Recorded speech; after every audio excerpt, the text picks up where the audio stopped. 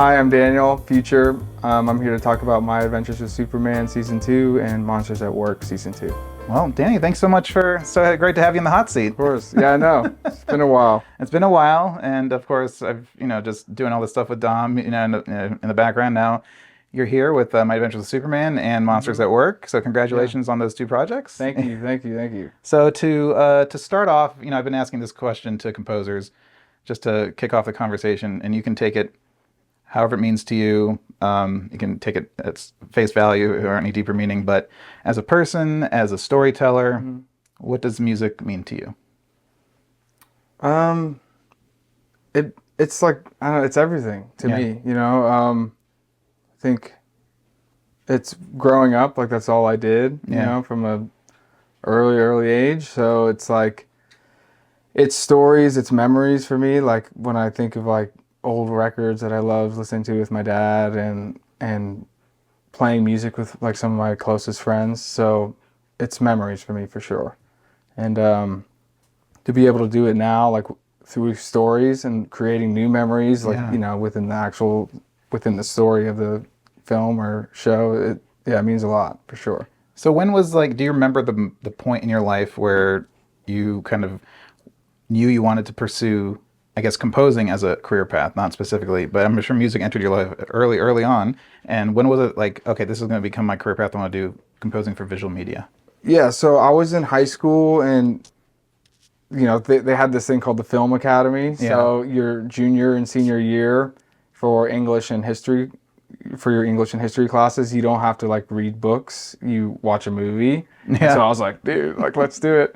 So I signed up for that and I got in, and then that's when it kind of hit me. And at that time, like, that's junior year, you're kind of like, okay, like what about college? What do I want to do? And I was playing in bands, like I had been playing in bands for a while at that point. Yeah. And I knew that I didn't want to do that anymore, like the touring and mostly the kind of on the road stuff. And so I pretty much like fell in love with movies, like, and it was just like a really intense like music history kind of thing. And that's what got me hooked. And I just wanted to be involved with the movie making process. So and I was like, well, I can't really do that much, but I can maybe do the music. Right. And so it clicked in that way. Yeah. And then I ended up doing the music. Like we made movies, and then I would score them and do them for other groups in the class and all that. So, and it all clicked at that moment. I was like, I got to do this. I got to figure out a way to do it. Yeah. So how did you do it? What was your first step in getting your foot in the door? How did you get that kind of your first job or first like kind of entryway into the industry? Yeah. So at that time, I'm like, okay, I have to do this. I got to be involved in making movies. And so, okay, well, I'm like a rock and roll musician, so I don't know how to read music. I want to go to college, I think. Yeah. So, okay, there's a place called Berkeley that you don't have to know how to read music or know theory. So I was like, okay, I'll go there. It's like, okay, I play guitar. Like, wow, these players are really, really good. I'm not that good at guitar. So I played mandolin on the side. So I was like, okay, let me like practice like really hard for a couple months. Yeah. And I practiced my butt off. And I got a teacher to like help me with my audition specifically. Like, so they taught me a piece, and it was like a classical mandolin thing. Yeah. And because I knew Berkeley, I could get in, and they had a film scoring department. So it was like I used mandolin as a vehicle just to get into the school, just so I could study the film scoring. So that's what I did to get there. And then, I wanted to be an assistant. That was like, I wanted that. Some students and peers, they wanted to start scoring right away, and I don't know, I just really, I thought there was a lot of value in being an assistant. So that's pretty much what I did. I like Jeff Zanelli actually had some Berkeley students in. That was my first time out remote, and that was like I think a spring break trip. It was like an LA kind of the thing Berkeley set up. Yeah. And then he basically like said, if anybody wants to do an internship, like here's the email. And not with him specifically, but just at remote. Yeah. So I did that, and then my junior year or sophomore year of college, I interned at remote, and then it was awesome. It was like the coolest thing. It was like the first time I saw like real composing studios, and like you know, when you're a student, like the student studios, or you know, you don't really know, is this what it's like? Is this are the pros using this software? Like all the like the weird, like the stupid questions you have to ask yourself. So that was the first time I just doing sit-ins with like Lauren Balfe was like, he was the best guy to do a sit-in with, and Junkie was there at the time, and he was so nice to me, and I'll never forget that. Like one Father's Day, nobody was in, and he was there, and he like let me sit in with him for like 8 hours. And I just sat there, and we would go from room to room, and he'd show me, he was working on Mad Max, so he was like showing me all the stuff that he did, and like my mind was just being blown. So it was just a lot of exposure, and it was like really like, okay, it solidified that I want to do this. Yeah, absolutely. Then I went back to school, and then my junior year, someone I had interned with worked for Henry, and so I started interning over at Henry's, and same thing, and that's when I enjoyed that too, and I was doing sit-ins with Alex Belcher, and him and I just kind of clicked, and they pretty much needed help printing a movie, some like, you know, printing the stems for it, Yeah. and they asked me to help out, and that was like my first like job. You know, it was just a part-time thing. It wasn't like anything long-term, but that, and then I learned like real tech, like how these rigs work. Like I was actually being like taught it from Henry's assistants, and it was that was really neat. And then I went back to college to finish my degree, and then reached out to Alex as soon as I got in town. I was like, hey man, like, you know, and he wasn't looking for an assistant at the time, but then he was like really close friends with Dom. So then it all happened fairly quickly. Yeah, and then you got stuck with Dom for a few years. Got stuck with Dom. I'm still stuck with him. Still stuck with him. Yeah. You're still, we'll be talking about projects that you worked with him on. So yeah, what was your first impression of Dom? So it was, I mean, in this business, it's like, hey, there's a job available. Hey, can you come up tomorrow? Yeah. And it's like, okay, I'll be there. I lived in San Diego, so I drove up, and it was like an interview, but it was Dom and Alex had like gotten lunch, and like Alex, if I remember correctly, he was in the room with Dom. Yeah. And we just like, I sat in his room and we just talked. Like he didn't even ask me. Like it was probably the worst interview of all time. Like because it was like, just like we just like talked. Yeah. And then I left, and I was like, I don't know how that went. I mean, they didn't even ask me like what like technical skills I know or anything like that. But I, you know, because Alex like recommended me, I think that's like what kind of solidified it. And he called me like, I think probably like on the way home, and he's like, you know, let's give it a try. And it's always like I think it was like a 30-day trial or whatever. And I started like pretty much right away, sleeping on like friends' couches, you know, so I could find a place. And and I was his assistant for 5 years, probably. Absolutely. I mean, or even longer than that. So I mean, working with Dom for you know, as many years as you did, and doing additional music on his projects. I mean, and you said you wanted that path, because I mean that's an education in itself. It's a master's degree for sure. Which you can just not teach in school, and that's one thing I remember from film school. Mm-hmm. They don't teach you they teach you how to use the gear and like do stuff, but like once you're out in the real world, it's like, what do I do? Yeah, it's seriously. Like, yeah. Really so what do you remember like the first big lessons I think you learned that you took away from working with Dom? I mean, everything. Yeah. Like, it's a problem. I love the business side of things, like how to work with. Yeah, the bit like that. He's so good in meetings. It's crazy. Yeah. Like, and just like me being able to take notes in those meetings and seeing how he interacts and seeing how he kind of like finesses like not problems that are happening, but like he's just really crafty in the way that he like showcases his music and leaves it up for interpretation. It's not like, this is my version, like, do you like it? Yes or no. It's like, these are some things I'm thinking about. This is like, we can go here, we can go there, and like it makes it way more conversational with the director, and makes it more collaborative. And so the director really feels like they're involved. I learned that. I mean, but that was like one part of it, right? And then I just learned by watching. And he let me do that. Like I think a lot of composers like to, write alone and be very private, where, thankfully he was really comfortable with me, like just sitting on the couch behind him. Yeah, he's a social guy. So I think you got lucky because he's not an introvert. He's not like closed up. And the fact, even with me, like out of all the people that I've interviewed, I mean, like me and him are good friends now, and we're close friends. And anytime he'll call me like, "Guy, come down. I'm going crazy. Like it's midnight. Bring the camera and just document whatever." And it's that openness. And like I think I remember sitting with him with Peter Rabbit, and when he was working in his backyard, and he came up with the theme. I captured the moment he came up with the theme or the main motif, and like, there it is, and there it is in the movie. And he's like, "Oh, I got it," and I was like, "No other composer would invite you in to capture that moment." Yeah. Like, so I have like countless moments like that, like just sitting when he would come up with something, and like,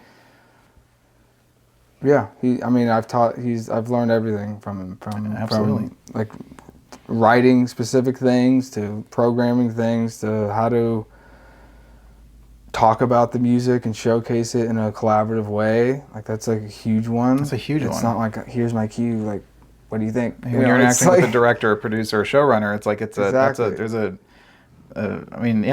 whole thing that some people maybe don't know how to do. Like that's something you would never like. There's no like book on that, you know? I've learned everything from him for sure. And let's jump into. I mean, you've worked with him on so many different projects, and now you co-scored Monsters at Work season 2 and My Adventures with Superman season 2 with Dom. You worked on season 1. Season 1 of both of Superman. We co-wrote season 1 and 2. Yes. Monsters I didn't join until season 2. So. I mean, I want to talk about kind of both of them at the same time because they're both like, you're both animated series, very different animated series. One is, DC, Superman. One is Superman, and others is a, Pixar, Gem. Talk about, I guess, since you already were so friendly and like you knew Dom and you guys are, he calls you his little brother, like you guys are close. So what was the process like from the start? Like when he's like, "All right, Danny, let's tackle this together."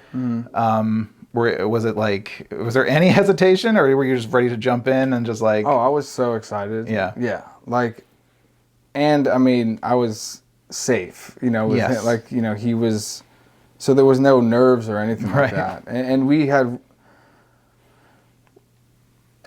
like, we had written music like so much together, whether it was like, we just like the same things. Like our taste is the same. So he was writing. He had to do a thing for Peter Rabbit. I think it was the first or second one, and he almost did like an EP, like almost band style. It was like with some strings and stuff, but not really. Yeah. And I didn't write that, but I was there. Like we were setting up mics and like I guess like producing sort of. He was obviously producing most of it, driving it, but like just that collaboration, right? So like. Ooh, like let's try to like dial in this guitar sound. Let's try to like, the drums sound cool, but maybe like what if we just like mic'd it like this or whatever. Like we were collaborating in that way, and that was years before these shows even started. So like when these opportunities came up, there was no nerves at all. It was like, oh yeah, let's do it. But they were totally different. Monsters I was season 2, so there's a whole season of like really great music and themes and the movies really is like the North Star. Absolutely. And so it's almost like the job was just try to do that, like try to be as good as that, but But you also had a foundation already established that you could just kind of stand on and work off. Yeah, and there was multiple foundations. Yeah, so the movie and then the first season, and then I started on season 2. And so, I was using all Dom's themes, and we had wrote a couple new themes for this season. We did those together, and then but it's so fun because that's like a movie I grew up on. Yeah. And to be able to like score a scene with Mike and Sully in it, like that's just, it's amazing. And it never got old. I mean, and no nerves, but it just totally exciting. And animation allows you to, I guess, write in kind of bigger, more lively style than, Oh yeah. I mean, it's so fun because I love it because you have those really intimate moments, those really dramatic moments, and you can be so minimal and like restrained, and then there's like these crazy chase scenes and stuff, and you could just go completely wild. And I think like It's a really, I love it. I love working for animation. What's it like working on a CGI animated show? I guess compared to 2D animation. I mean, I'm familiar with the 2D world for sure. Yeah. Because I work at Cartoon Network Studios and Warner Brothers Animation. So, but for 3D, what's the turnaround? Like, are you working on like rough animation? Are you working on locked picture or like animatics? It is locked picture. Yeah. It's not animatics. It's a couple stages after that. Yeah. But it is like rough animation for sure. But it is locked. So Right. we score it just you once a couple episodes in you go okay, like I know what this will look like. Right. And a lot of that stuff is, you tend to undercook a lot of stuff because you think like, oh, like maybe not that much is going on. But once you get the final version in, or they're close to final, then you're like, wow, this is really undercooked. Like I need to like beef up this cube. There's like a whole like city and a monster in the background. When you didn't know that in the beginning. Where the 2D stuff is pretty much like what I get is really close to what you guys end up seeing for Superman. Yeah, absolutely. It's completely different. And I had worked with Dom, just helped out on DuckTales, and that was like pretty finished animation too, and that was 2D. Absolutely. So I guess it looks a little bit better when we get it in, and that helps. But after a couple episodes, you get the hang of it. And what's the turnaround time between? Like, how long do you have to deliver an episode on Monsters at Work? Monsters, we had a month. For each episode? Yes. Okay. For each, and then Superman, we had 2 weeks. Yeah, that's a little bit more crunch time. Yeah, and Superman has more music. Yeah.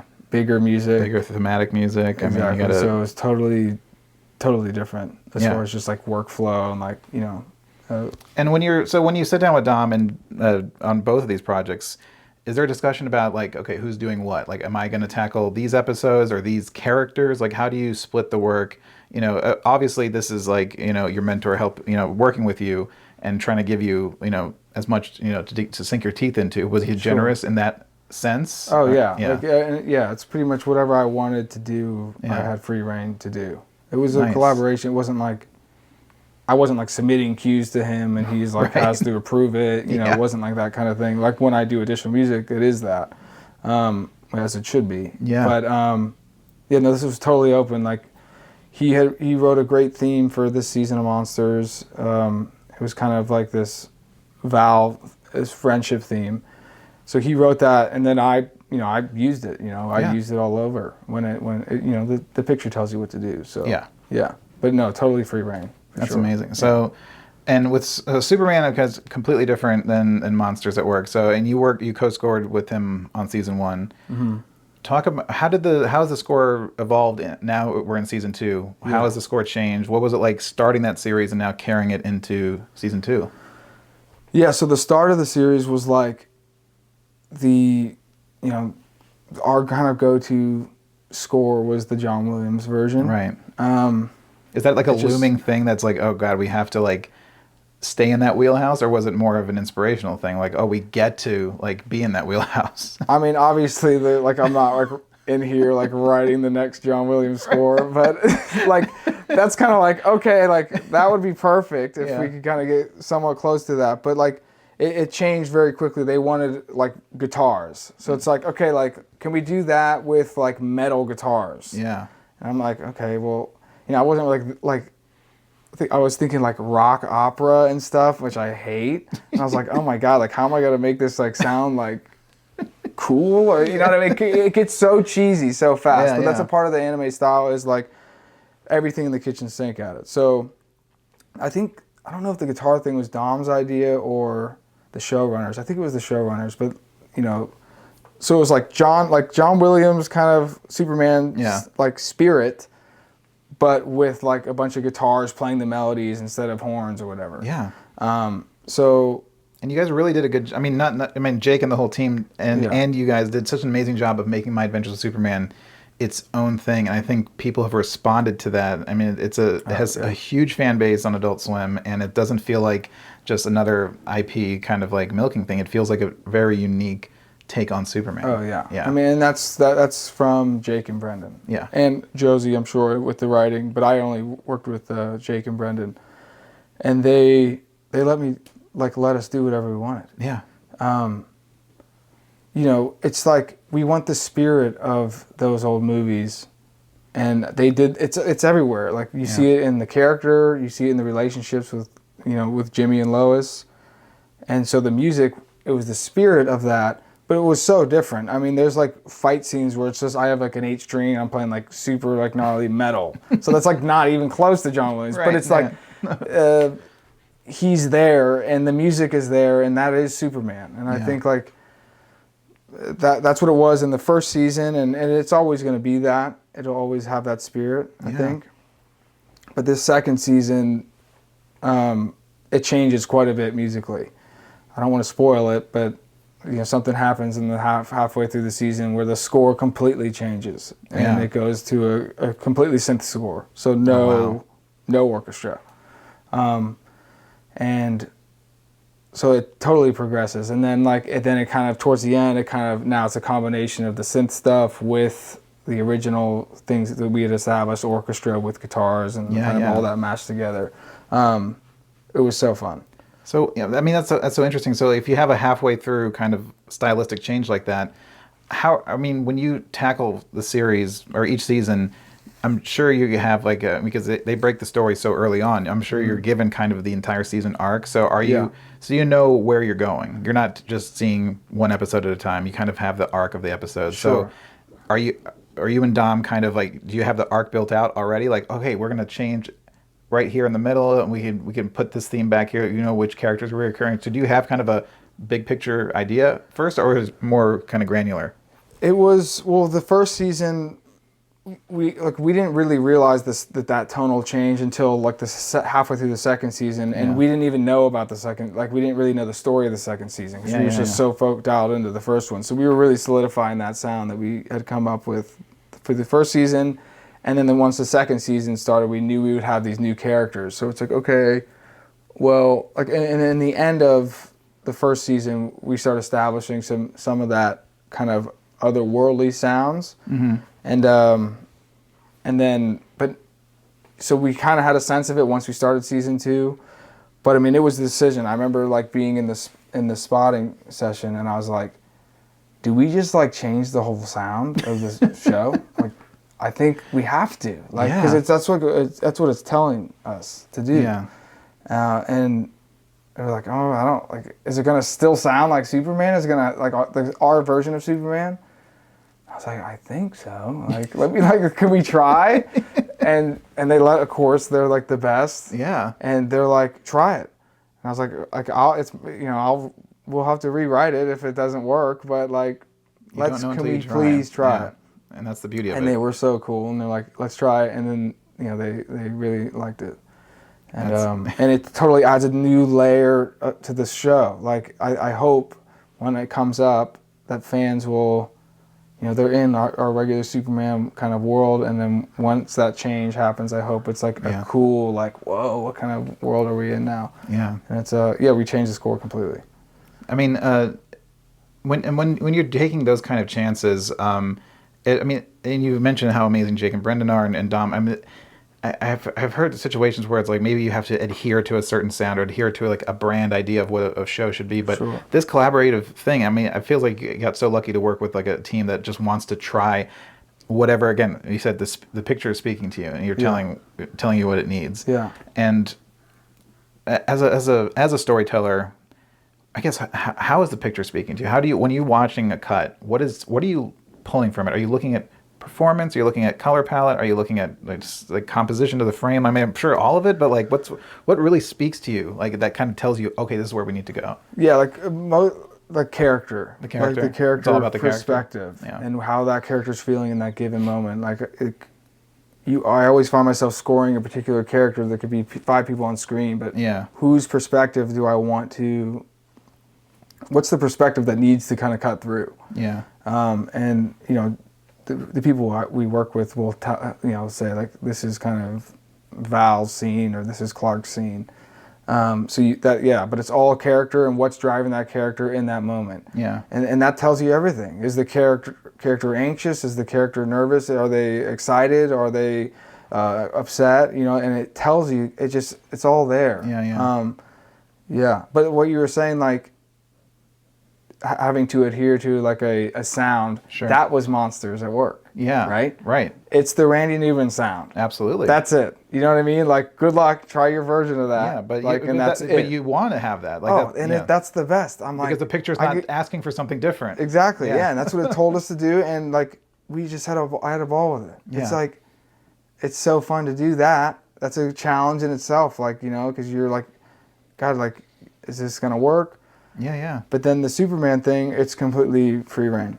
Yeah, I mean, and it's because I talked, like I've been talking to Gordy Hobbit lately, and him and Stephen Barton did Star Wars games, and they were like very similar when they started. They're like, we're in this John Williams world, but now they get to kind of make it their own and put their own stamp on it. Yeah. And that's like really fun to play with that, and to be able, because I think it's really rare. I've never seen it before, like that to that extent, and it depends who you like. All is about the people who are creating it and their vision. And I love that take on it too, because like everyone thinks like, oh, I want to put my stamp on it, and I'm gonna like own whatever the picture is. But the picture, and when we were doing the liner notes with Gore and Hans for The Weatherman, Gore kept saying like the movie becomes like, I have an idea of the movie when I'm writing it or when we're shooting it, but once it comes together in the edit, it becomes its own like sentient being, and you're just like, what do you need? Can we feed you? Like, what can we feed you to? You just feed the beast. Yeah. And that's like, I've written like scripts and stuff, and like it doesn't even. It's like reading a book, and like how I like envision like, you know, the swing set is like one way, and how you the director envisions it is a totally different way. So it's almost a waste of time for me to read scripts and things like that, or even like being broke, like someone pitching like the show to me and being like, okay, this is gonna happen. Like Jake's done that with, you know, with the seasons of Superman, and I'm like, okay, you know what I mean? Like I'm getting the info, but it's like I need to wait. I need to see what they are gonna present, and then you can kind of proceed with music. At least for me. So it is because like, I mean, you came by the studio and he gave you a nice little pitch for the next season, but it's like, I'm sure that's like, you're not already going, I can write music just from this, like the breaking of the story. Yeah, right? I'm not like, oh, super inspired. It's like, let's just hold off. Like I'm excited, but it's like, chill, because I can write something that I think is fantastic and it doesn't work at all. You know? So I like to see, you know, I'll start just feed the beast. Yeah. So like looking back at these two recent seasons, are there two standout episodes that are Monsters and Superman that really kind of like, maybe you have a really blast just having fun with it? Yeah, for Monsters, it would be, there was some really good ones. There was a film noir episode. Yeah. Where like Duncan is like, he's just trying to solve this, you know, the problem of the story, and it's awesome. And so that was super fun, really leaning into that, like kind of the Sunset Boulevard, kind of like, you know, play with the genre, just play with it. But the season finale was great because it wrapped everything up, and I think that was just really gratifying to spend time with those characters and like complete those stories. And that was amazing to do. And then for Superman, I would say probably the season finale of season 2. Yeah. Similar way, like you kind of wrapping up the story, wrapping up the season, and I just like those like bigger moments because it's just really gratifying. Because you're building up the work that you put in, like for season. Months and months and months, to be able to like finish. You know, you get like emotional. It's like, oh my gosh, it's like it's over. You know, it's like sad. But you know, it does feel good, and musically, you know, it's gratifying for sure. Absolutely. Well, I mean, congrats, man, on those two projects. That's fantastic. And thanks. And can't wait to hear what you're cooking up, you know, in the future. But before we wrap up, I want to talk. You know, we're going through this massive like change in the industry, and I mean across everybody, not just composers, but everybody. So the strikes last year, there's still negotiations happening this year. This contraction. You know, as a younger composer, you know, people our age who are just kind of getting their careers going, what are some of the biggest challenges that you've seen, that you've had to face, that maybe past generations haven't had, that you're experiencing right now, that kind of is like kind of throwing you for a loop maybe, or just like that you have to tackle? Yeah, I think it's everything. It's been slow. Like things are slow. Like it's been slower going. Like Taylor and I, my wife, we started our like business, of course, like the beginning of March of 2020. So that shut everything down. Right. So like we never really got to hit the ground running. And then once that happened, we were doing good.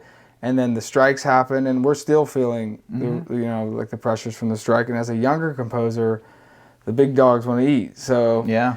we're the last people to get the call, or we're the last people, that people want anything from, to be honest. So that is a struggle. I think it'll pass for sure. I mean, it's getting better and better for every day. But the big composers they're ready to work. So They are, and then I think studios will go with them for the safe bet. For sure. They're not going to take a gamble on the new talent. We're totally a new,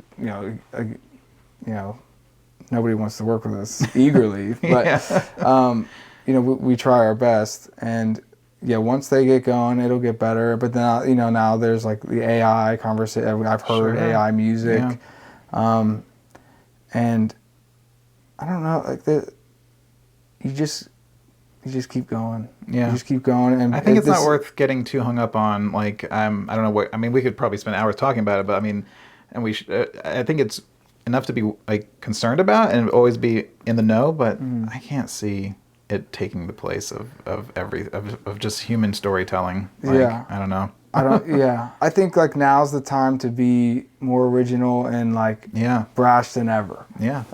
There's no point in trying to sound like somebody else. It's so boring, especially if a computer can do it better than you. So just give up on that. And now's the time to really just like, and that's inspiring about it. Like with every kind of like restriction or anything, it's an opportunity. And I'm like, and maybe who knows? Maybe it takes my job. But I gave it my best, and like I can be happy with that. Absolutely. Yeah, so that's what I'll do. Well, Danny, man, thank you so much for sitting down. For having us. Thanks, absolutely, and thanks for letting us into your world. And we've known each other for a while, so it was so good to finally get to do this. I know, it's really cool to be able to do it. Thank you. Cheers, man. I appreciate it.